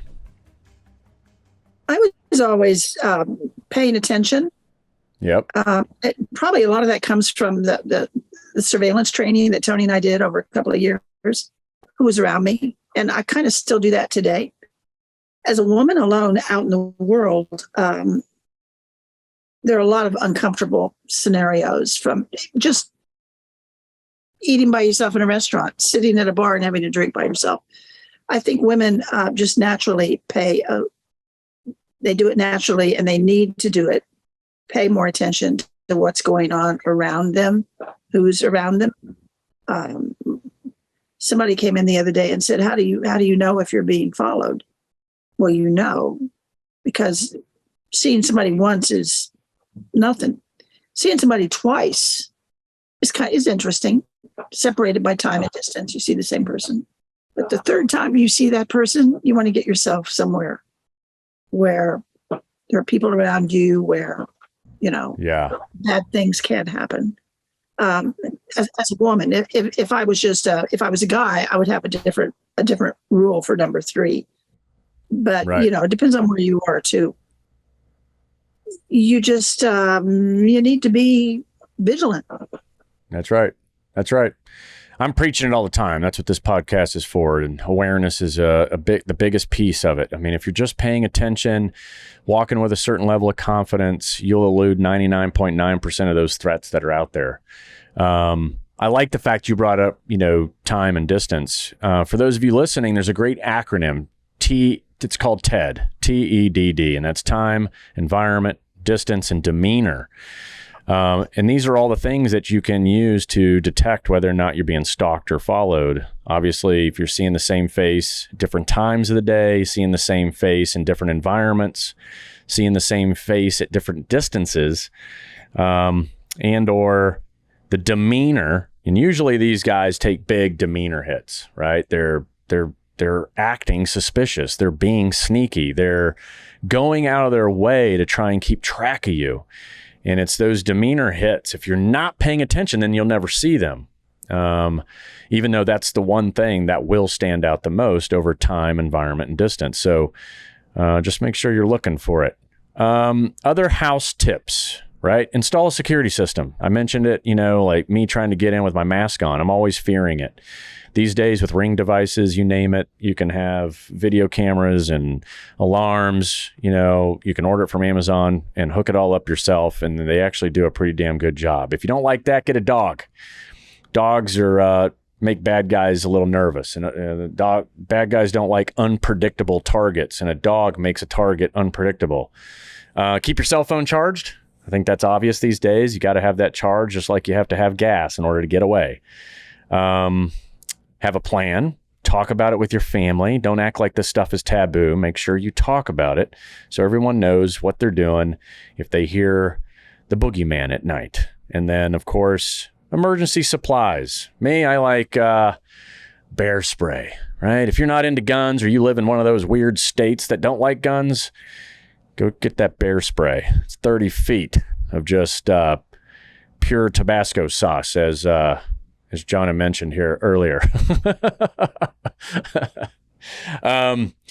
But hey, I really appreciate you taking the time out of your day, giving me, we went 2 hours of your time, 2 hours of your time, which is just awesome. I really do appreciate it. Like I said, you've always been a mentor, whether you knew it or not. And I've always loved you and Tony's work and everything you guys have done for the country and the stories you tell.